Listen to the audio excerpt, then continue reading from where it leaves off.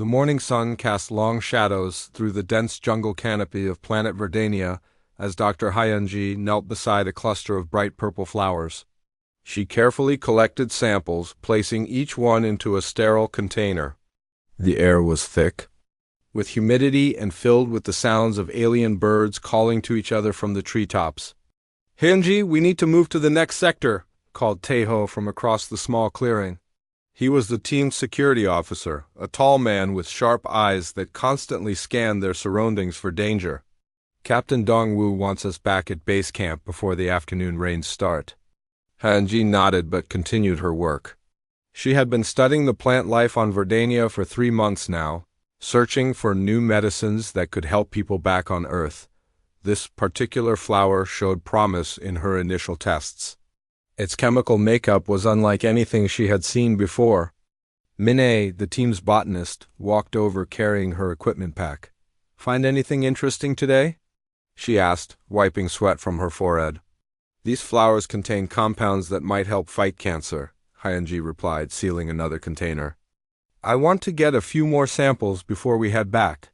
The 3 humans worked in comfortable silence, each focused on their tasks. They had been working together for months and had developed a good rhythm. Taeho kept watch while the 2 scientists gathered their specimens. It was routine work, but important. As Hyunji moved toward a rocky outcrop covered in unusual moss, she heard something that made her stop. It was a sound she had never heard before on Verdania. A soft chittering noise, like a bird in distress, but different somehow. More desperate. "Do you hear that?" she asked, turning toward the others. Taeho and Min-ae paused their work and listened. The sound came again, definitely coming from somewhere near the rocks ahead of them. "Probably just another bird species," Min-ae said, but her voice carried uncertainty. The chittering sound came again, longer this time and filled with what sounded like pain. Hyunji felt her medical training kick in. Something was hurt and needed help. "I'm going to check what's making that noise," she said, starting toward the rocky area. "Wait," Taeho called out, moving to block her path. "We don't know what's over there. It could be dangerous." "It sounds like an animal in pain," Hyunji insisted. "I'm a doctor. I can't just ignore it." "Our mission is to collect plant samples, not rescue local wildlife," Taeho reminded her. Captain Dongwoo was very clear about not interfering with the ecosystem. The chittering sound came again, weaker this time. Hyunji looked at the rocky outcrop, then back at Taeho. She understood his concerns, but her medical oath was clear. She was supposed to help any creature that was suffering, regardless of species. "I'll just take a quick look," she said. "If it's dangerous, I'll come right back." Before Taeho could stop her, Hyunji walked toward the rocks. The chittering grew louder as she approached. She could tell now that the sound was coming from a narrow crevice between 2 large boulders. Kneeling down, she peered into the dark space. At first she couldn't see anything. Then her eyes adjusted to the shadows and she gasped. A small creature was trapped inside the crevice. It looked like a panther cub, but different. Its fur shimmered with colors that seemed to change in the light. Instead of 4 legs, it had 6, each ending in paws with what looked like tiny fingers. Its eyes were large and intelligent, filled with pain and fear. The creature looked up at her and made the chittering sound again. This time, Hyunji was certain it was asking for help. "Taeho, Min-ae, come here," she called softly. "You need to see this?" Her teammates hurried over and looked into the crevice. Min-ae made a soft sound of amazement while Taeho frowned with concern. "It's beautiful," Min-ae whispered. "I've never seen anything like it." "It's also clearly intelligent," Hyunji observed. "Look at its eyes. It knows we're here and it's trying to communicate." The creature made another sound, this one different from the chittering. It was almost like a purr, but with a musical quality that seemed to convey meaning. "It's hurt," Hyunji said, noticing dried blood on one of the creature's hind legs. "And it's been trapped here for a while. Look how thin it is." "We need to report this to Captain Dongwoo," Taeho said firmly. "This is exactly the kind of contact with local life forms that we're supposed to avoid. By the time we get back to base camp and return with the captain, this little one might be dead," Hyunji argued. "It needs help now." She looked at the creature again. It was watching her with those intelligent eyes, as if it understood their conversation. When their eyes met, it made a soft sound that seemed almost like a plea. "I have medical supplies in my pack," Hyunji said, making her decision. "I can treat its wounds and give it some water. Then we'll figure out what to do next." "Hyunji, no," Taho said sharply. "The protocols exist for good reasons. We don't know anything about this species. It could be carrying diseases that could infect humans, or it could be dangerous despite its size." "Look at it," Hyunji said gently. "Does it look dangerous to you?" The creature was clearly weak and in pain. It couldn't weigh more than 5 kilograms, and most of that was probably fur. Its wounds were obviously preventing it from escaping the crevice on its own. "Please," Hyunji said to her teammates. "I can't just walk away from this." "Would you walk away if you found a human child in the same situation?" Minnie looked conflicted. "She has a point, Taeho. The poor thing is suffering." Taeho sighed heavily. He had worked with Hyunji long enough to know that she wouldn't give up easily when it came to helping others. "Fine," he said, "but we do this quickly and quietly. And if Captain Dongwoo asks, this never happened." Hyunji smiled gratefully and pulled her medical kit from her pack. The crevice was too narrow for her to reach the creature easily, but she managed to extend her hand toward it. To her amazement, the creature didn't pull away. Instead, it sniffed her hand carefully, then gently touched it with one of its small paws. The contact sent a strange tingling sensation up her arm, but it wasn't unpleasant. "Hello, little one," she said softly. "I'm going to help you." The creature looked directly into her eyes and made that musical purring sound again. Somehow, Hyunji was certain it had understood her words. This was the beginning of something extraordinary, though none of them knew it yet.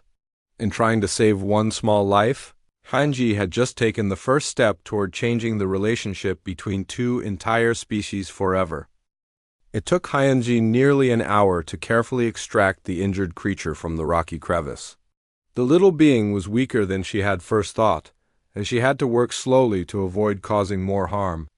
Taeho and Minnie helped by holding her equipment and keeping watch for any other wildlife that might be attracted to the area. Once free, the creature collapsed in Hyunji's arms. She could feel how thin it was beneath its beautiful shimmering fur. Its breathing was shallow and rapid, and the wound on its hind leg was worse than she had seen from the crevice.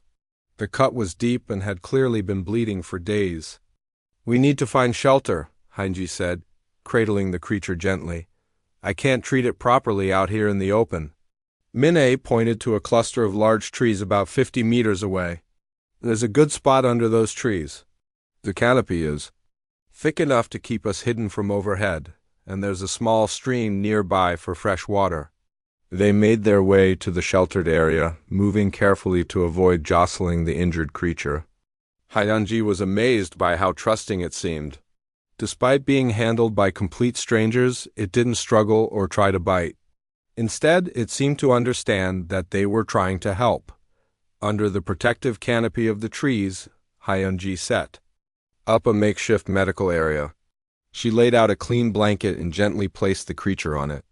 In the better light, she could see more details. About this remarkable being, its fur was not just one color but seemed to shift between deep purple, silver, and gold depending on how the light hit it. Each of its 6 legs was perfectly formed, with small paws that had opposable thumbs like tiny hands. Most striking were its eyes, which were large and expressive, showing an intelligence that reminded her of a human child. "What should we call it?" Minnie asked, kneeling nearby as Hyunji began cleaning the wound. Hyunji thought for a moment. The creature's fur reminded her of butterfly wings, shifting and shimmering with hidden colors. "Nuri," she said. "It means butterfly in Korean."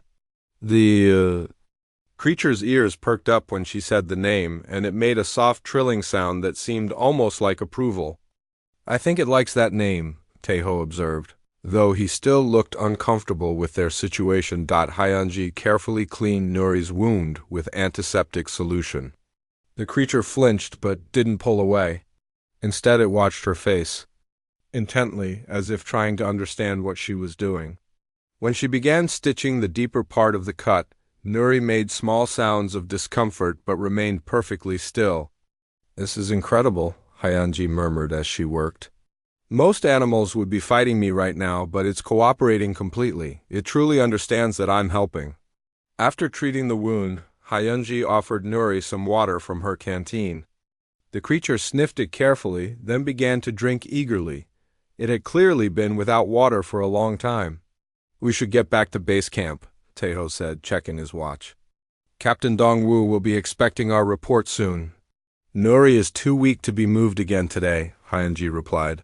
"And it needs constant monitoring for the next few hours to make sure infection doesn't set in.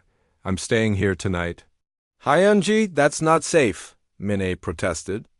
"This jungle has predators that come out after dark. We don't know what else lives in this area." "Then you two go back and make excuses for me," Hyanji said firmly. "Tell Captain Dongwu that I'm following up on some promising plant samples." "I'll be fine for one night." Taeho shook his head. "If you're staying, then we're all staying. I'm not leaving you alone out here." They spent the remaining daylight hours setting up a proper camp. While Taeho established a security perimeter and Min-A gathered firewood, Hyanji focused on caring for Nuri. She shared her emergency food rations with the creature, breaking them into small pieces that it could eat easily. Nuri seemed to enjoy the human food, though it ate slowly and carefully.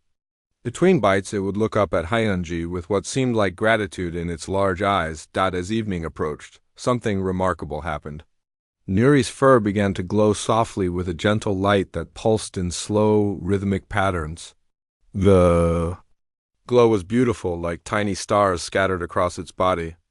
"Look at this," Hyanji called to her teammates. "Its fur is bioluminescent." Min-A and Taeho came over to observe the phenomenon. The patterns of light seemed to flow across Nuri's body in waves, sometimes bright, sometimes dim, but always following some kind of sequence. "It's not random," Min-A observed. "There's definitely a pattern to it."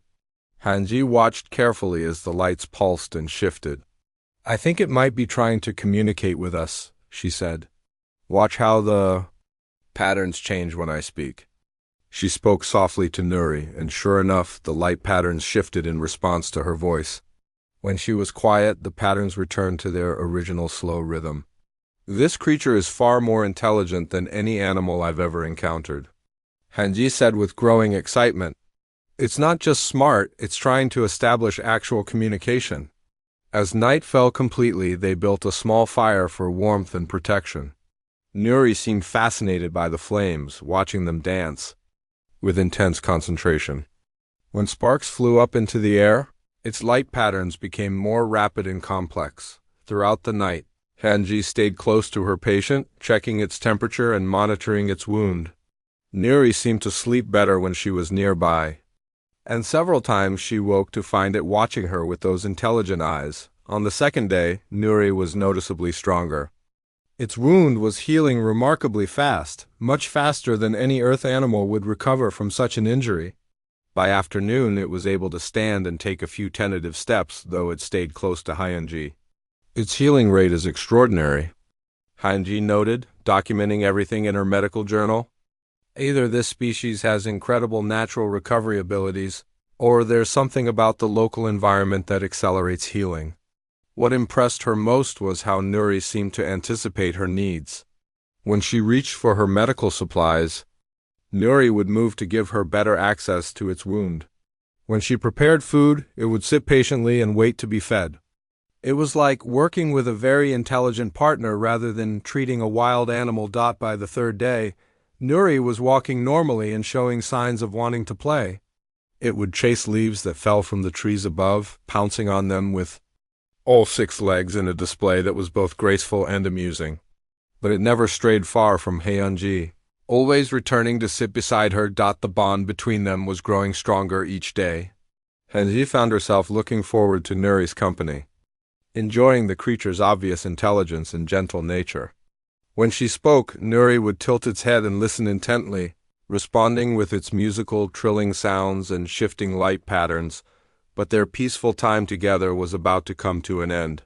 On the morning of the 4th day, Captain Dongwu's voice crackled over their communicators.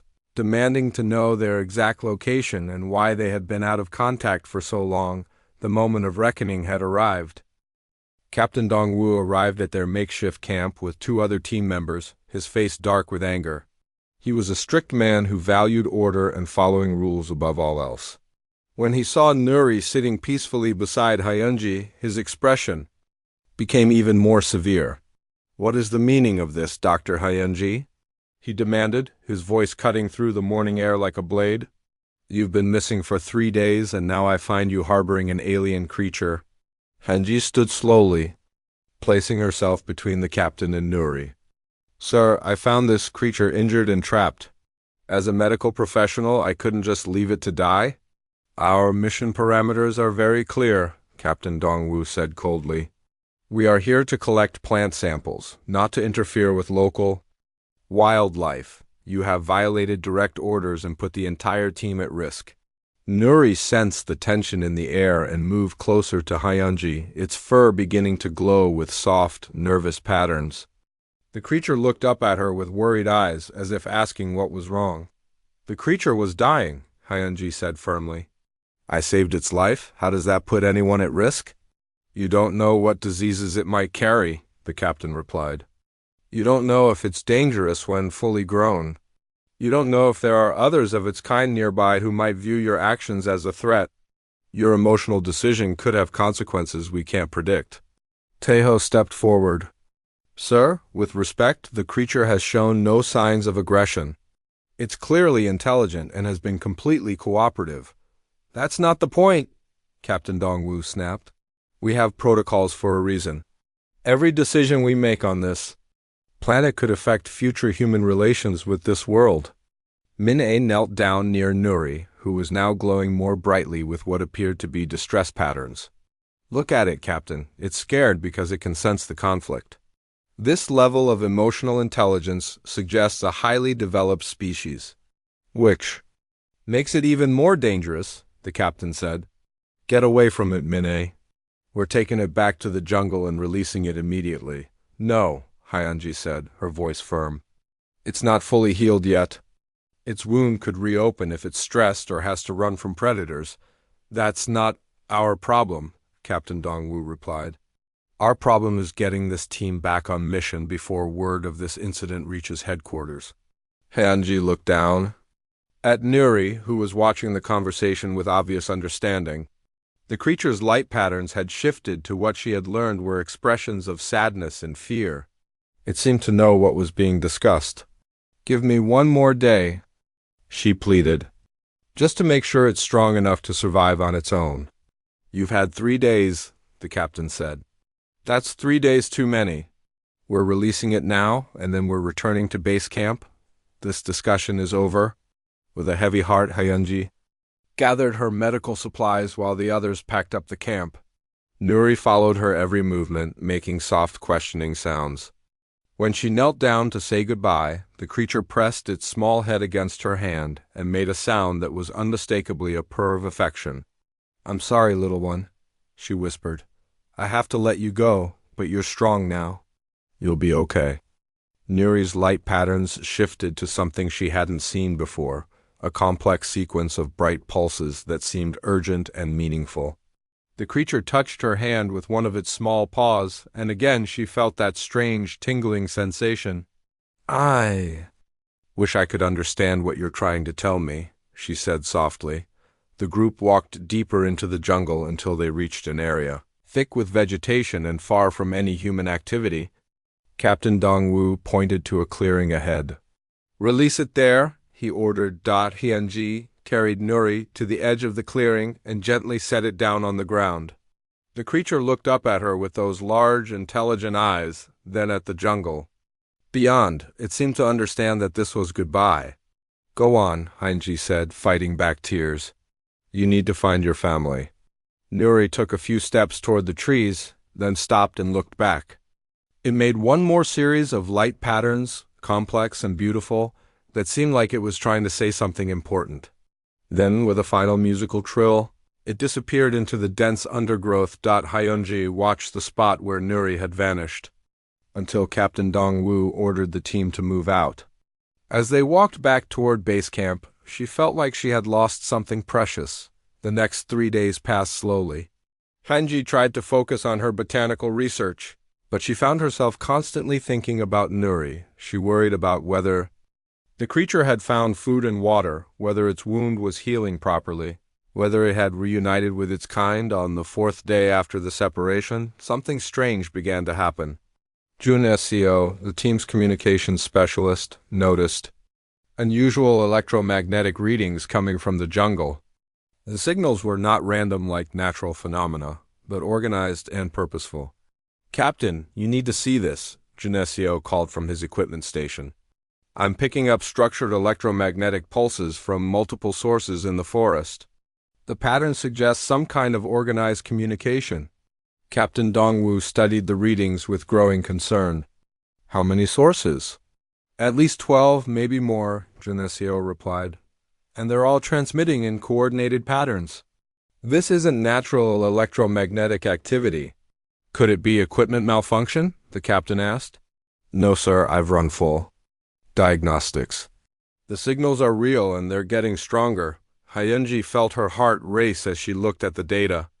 The electromagnetic patterns reminded her of something she had seen before, something that had fascinated her during those 3 days in the jungle. "The light patterns," she said suddenly. "Nuri's bioluminescent displays. What if they weren't just pretty lights? What if they were actually generating electromagnetic signals?" Everyone turned to look at her. Captain Dongwu's expression was skeptical, but Junesio looked intrigued. "You think the creature you found was using electromagnetic communication?" Junesio asked. "It makes sense," Hyanji said, excitement growing in her voice. "The patterns in its fur were too complex and organized to be random. And I always felt like it was trying to tell me something specific with those displays." That night, Yungwoo was on security watch when he noticed something that made him call for the others. "You all need to see this," he said quietly into his communicator. The team gathered at the perimeter of their camp and looked out into the darkness. At first, they saw nothing unusual. Then, as their eyes adjusted, they began to make out pairs of glowing eyes in the shadows beyond their lights. Not just one pair, but dozens of them. Large, intelligent eyes that reflected the firelight and watched the human camp with obvious interest. The eyes belonged to creatures that stood silently in the darkness, just beyond the edge of the clearing, but clearly visible to anyone who looked carefully. "They're all around us," Minnie whispered in amazement. "How long have they been there?" "Probably since we made camp," Yunwoo replied. "I just never noticed them before because they've been so still and quiet." Hanji stared out at the glowing eyes and felt a strange sense of recognition. Somewhere among those watchers, she was certain, was Nuri. The creature hadn't just wandered off into the jungle to live alone. It had returned to its family, its pack, its people, and now they were all here, watching the humans who had helped one of their own. "Captain," she said softly, "I don't think we're dealing with simple animals anymore. I think we're being observed by an intelligent species. And I think they're trying to decide what to do about us." The electromagnetic signals Junesio had detected suddenly made perfect sense. The creatures were talking to each other, discussing the humans in their territory and the unprecedented act of kindness that had been shown to one of their young Da as the team stood at the edge of their camp, surrounded by dozens of watching eyes. They realized that everything was about to change. The mission to collect plant samples had become something far more significant. They were about to make first contact with an alien intelligence, and it had all started with one woman's decision to save an injured creature in need. The next morning brought an event that would change everything. As the human team ate their breakfast in tense silence, they noticed movement at the edge of their camp. The watching eyes from the night before had not disappeared with the dawn. Instead, the creatures had moved closer. Captain Dongwu immediately ordered everyone to stay calm and avoid sudden movements. Through his binoculars, he could see that the creatures surrounding their camp were magnificent beings, much larger than the small Nuri that Hyunji had rescued. These adults stood nearly as tall as a human at the shoulder, with the same 6 legs and shimmering fur, but their presence radiated power and intelligence. At the front of the group stood what was clearly their leader. This creature was larger than the others, with fur that seemed to contain every color of the rainbow. Its eyes held a depth of wisdom that made even Captain Dongwu feel small. The leader's bioluminescent patterns pulsed slowly and deliberately, sending waves of light across its body that the other creatures seemed to understand. "Jun SCO," the captain whispered. "Are you still picking up those electromagnetic signals?"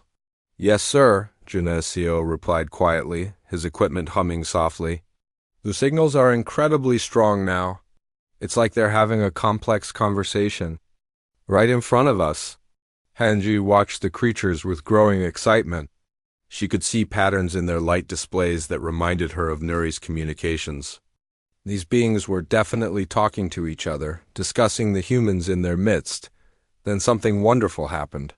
A smaller figure emerged from behind the larger creatures, moving with a familiar grace that made Hyunji's heart leap. It was Nuri, healthy and strong, but still recognizably the creature she had nursed back to health. I approached the invisible boundary that separated the humans from the pack, moving slowly and deliberately. Its light patterns were different, now more complex and sophisticated, as if it had learned new ways to communicate during its time back with its people. "That's the creature you rescued," Captain Dongwu said with amazement. "It looks completely different, stronger, more confident. It's learned to speak properly with its own kind," Hyunji said softly.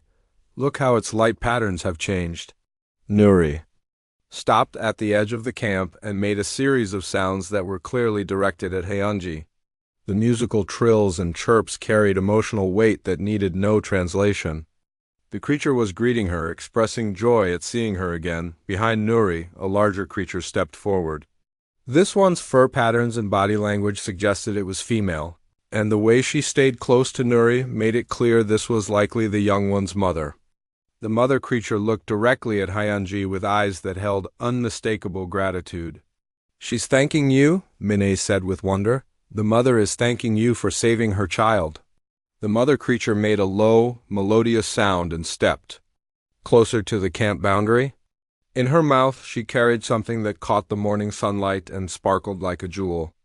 Carefully, she placed the object on the ground just at the edge of the camp, then stepped back. "What is that?" Taeho asked, staring at the crystal-like object. "I don't know," Hanji replied, "but I think it's a gift." The pack leader made a series of complex light patterns that seemed to give permission for something. Nuri immediately bounded forward, crossed into the camp area, and ran straight to Hyunji.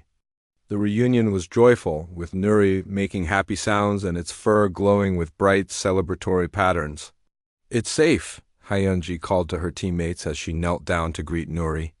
"They're not threatening us. This is a peaceful contact." Captain Dongwu slowly approached the crystal object the mother had left. It was beautiful, unlike anything he had ever seen. The crystal seemed to pulse with inner light and gave off a gentle warmth when he picked it up.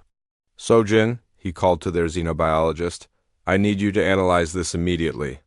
Sojin carefully took the crystal and began running tests with her portable equipment. Within minutes, her readings made her gasp with excitement. "Captain, this crystal contains energy signatures I've never seen before. The molecular structure is unlike anything in our databases. If I'm reading this correctly, this single crystal could power our entire base camp for months." The implications hit everyone. At once, this wasn't just a pretty rock. It was advanced technology, given freely as a gift of thanks. More creatures began approaching the camp boundary, each carrying objects that they placed carefully on the ground before retreating. Soon there was a collection of crystals, unusual plants, and other items that clearly had value to the alien species. "They're giving us presents," Minnie said with amazement. "This is their way of saying thank you." Junesio was busy documenting the electromagnetic patterns that accompanied each gift-giving ceremony. "Captain, I'm starting to understand some of their communication patterns. The signals are definitely language-based. Complex, sophisticated language." Young Ho, their linguistics specialist, had been quietly observing and taking notes. "I think I can start building a basic translation system, he said excitedly. If we can match their light patterns to their electromagnetic signals, and then correlate those with their actions, we might be able to establish basic communication. The pack leader seemed to understand what the humans were trying to do. It approached the boundary and began making slow, deliberate light patterns while producing specific electromagnetic signals. Then it would point to objects or perform simple actions, clearly trying to teach the humans its language. Over the next several hours, a remarkable thing happened. With Nuri acting as a bridge between the two species, the humans and the creatures, began to establish basic communication. Simple concepts were exchanged. The creatures called themselves something that translated roughly to light weavers, and they had been watching the human activities on their world for months. Through careful gesture and pattern matching, the light weavers communicated that they had been unsure about the human intentions. Some members of their society had wanted to drive the strangers away, fearing they would damage the forest like others had done in the past, but Hyenji's rescue of Nuri had changed everything.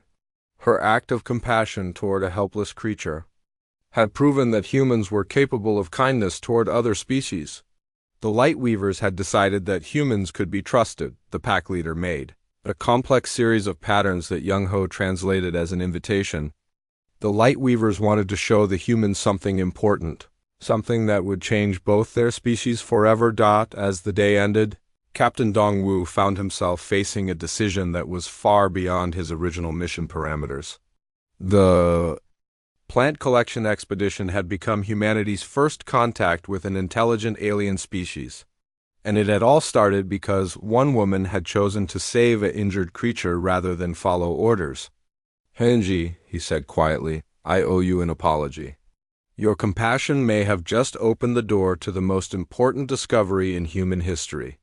The light weavers waited patiently as the humans discussed their response to the invitation. Tomorrow, they would venture deeper into the alien world than any human had gone before.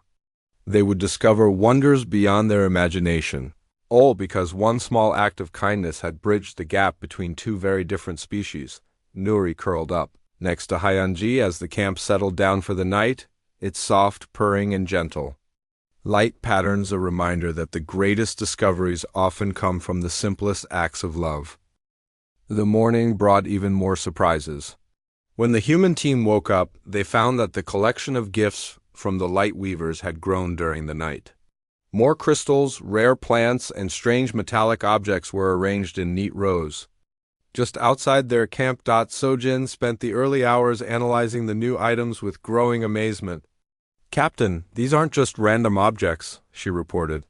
"Each item has unique properties that could revolutionize human technology. These crystals store energy more efficiently than anything we've ever created. These plants contain compounds that could cure diseases we've never been able to treat." Young Ho had made breakthrough progress with the light weaver language during the night. By studying recordings of their electromagnetic patterns and matching them with observed behaviors, he had developed a basic translation system. "I can understand about 30% of their communication now," he told Captain Dongwu excitedly. "Their language is incredibly sophisticated. They have concepts that don't exist in any human language." The pack leader, whom the humans had started calling Alpha, approached their camp boundary early in the morning. Through Young Ho's translation system, they learned that Alpha wanted to explain something important about the gifts, Alpha's patterns. Translated roughly as, "These items are payment for kindness shown to Young One, but they are also test. Watch how you use gifts. This will tell us what kind of beings you are." Captain Dongwu felt the weight of responsibility settle on his shoulders. The light weavers weren't just giving them presents. They were evaluating humanity based on what the humans did with advanced alien technology. "We are honored by your gifts," Captain Dongwu said slowly, hoping Young Ho's translation system would convey his meaning accurately. "We want to use them wisely and learn from your people." Alpha's response was encouraging. The translation came through as, "Dr. Healer showed true nature when she saved injured young. Pack believes your species has potential for wisdom. We offer knowledge sharing. Hyunji stepped forward.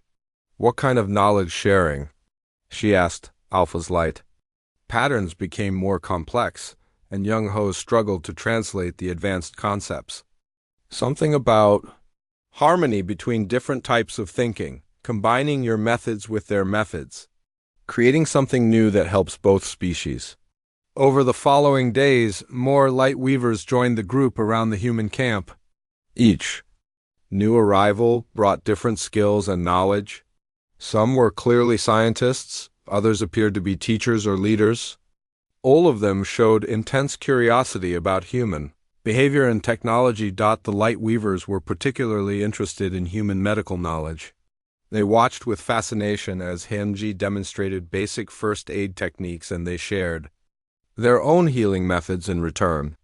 The combination of human medical science and light weaver natural healing proved incredibly effective. Min-A found herself working closely with light weaver botanists who showed her plants that could grow in any environment and produce food with perfect nutritional balance.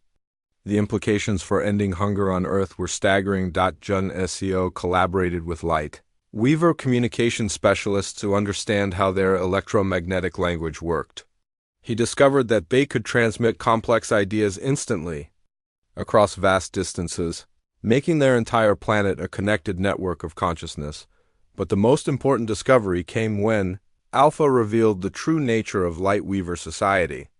Through careful translation, the humans learned that the light weavers were the guardians of planet Verdania. They had been protecting and managing the ecosystem for thousands of years, keeping it in perfect balance. Your species takes from world, Alpha explained through the translation system. Our species gives to world. We have watched many visitor species come to our planet. Most take what they want and leave damage behind. Captain Dongwu felt ashamed as he realized how the light weavers must view human activities. We came here to take plant samples back to Earth, he admitted. We didn't think about asking permission or giving anything back. Alpha's response surprised him. We know this. We watched you for many cycles before making contact. But Dr. Healer changed our understanding. She gave freely to help suffering creature. This showed us your species can learn different way. The light weavers began sharing their most precious knowledge, how to live in harmony with the planet's ecosystem while still advancing technologically.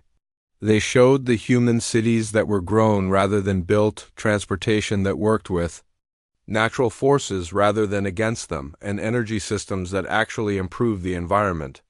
We want to teach these methods to your species, Alpha communicated, but only if you prove worthy of such knowledge. How do we prove ourselves worthy? Hyunji asked. Alpha's light patterns took on what the humans had learned was an expression of hope mixed with caution. You must choose representative to come with us to the Great Gathering.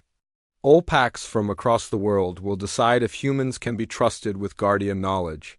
The Great Gathering, as Young Ho translated it, was a planet-wide meeting of all light weaver packs that happened once every few years. It was where major decisions affecting their entire species were made. If the Great Gathering approves, we will share technology that can heal your dying planet, Alpha continued. We will teach harmony between intelligence and nature. We will help your species become true guardians instead of destroyers. Captain Dongwu looked at his team, then at the light weavers who had surrounded them with gifts and friendship. The decision was obvious. Dr. Hyunji will be our representative, he said firmly. She has already proven that humans can show compassion across species boundaries. Alpha's light patterns brightened with what was clearly approval. Dr. Healer will come to Great Gathering. She will speak for all humans. Young one Nori will guide her and speak for her worthiness. Nori, who had been quietly staying close to Hyunji throughout the conversations, suddenly became more animated. Its light patterns expressed excitement and pride at being chosen for such an important role. When does this Great Gathering happen? Hyunji asked, though she already suspected she knew the answer. Tomorrow, Alpha replied. Journey will take 3 days through sacred places of our world. Dr. Healer will see wonders that no outside species has ever witnessed. She will understand why we guard our world so carefully.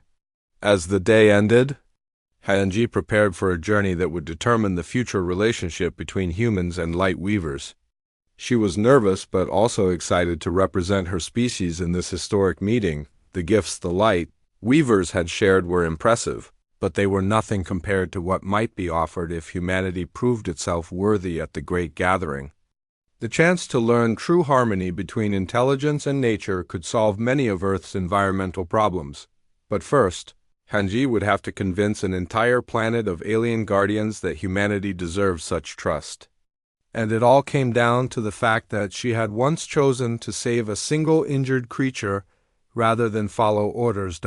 As she fell asleep that night with Nuri curled up beside her, Hanji wondered if one act of compassion could really be enough to change the relationship between two worlds. The journey to the Great Gathering was unlike anything Hyunji had ever experienced. Alpha led her and Nuri through parts of Verdania that seemed almost magical. They traveled through forests where the trees grew in perfect spirals, their leaves creating natural cathedrals of light. They crossed rivers that flowed uphill, powered by the same energy crystals the light weavers had gifted to the humans, but nothing prepared Hanji for her first sight of a light weaver city. It wasn't built. So much has grown. Massive trees formed the foundation, but they had been guided and shaped over centuries to create living buildings. Bridges made of woven branches connected different levels, and everything glowed softly with the same bioluminescent light that covered the light weavers themselves. "This is incredible," Hyunji breathed, staring up at the organic architecture. "How long did it take to grow this city?" Alpha's patterns translated as 300 of your years. But city is not finished. Cities are never finished. They grow and change as needed. Thousands of light weavers filled the city, all preparing for the Great Gathering. Hanji saw elderly ones whose fur had faded to silver, young ones barely. Larger than Nuri, and adults in every shade and pattern imaginable. They all stopped to look at her as she passed, their light patterns flickering with curiosity and interest. "They've never seen a human before," Alpha explained. "You are the first of your species to enter our cities." The Great Gathering took place in the heart of the city in a natural amphitheater formed by the roots of an enormous ancient tree. Representatives from every light weaver pack across the planet had come to participate. Hyunji estimated there were over 10,000 of them, all seated in perfect rows that spiraled up the sides of the amphitheater. Alpha led Hyunji to the center of the gathering, where a raised platform made of living wood provided a speaking area. The silence was overwhelming as thousands of intelligent eyes focused on the single human in their midst. "Speak truth," Alpha advised her. "Our people can sense deception in electromagnetic patterns. Be honest about your species, both good and bad." Hyunji took a deep breath and began to speak, trusting that the translation systems would carry her words to the assembled light weavers. "My name is Hyunji, and I speak for humanity," she began. "We are a young species, still learning how to live wisely. We have made many mistakes. We have damaged our own planet and hurt many of the creatures that share it with us." A ripple of light patterns moved through the crowd, and she could sense their disappointment in her words. "But we are also capable of growth and change," she continued. "We are capable of compassion and sacrifice for others. When I found Nuri injured and trapped, I didn't think about protocols or rules. I thought only about ending suffering."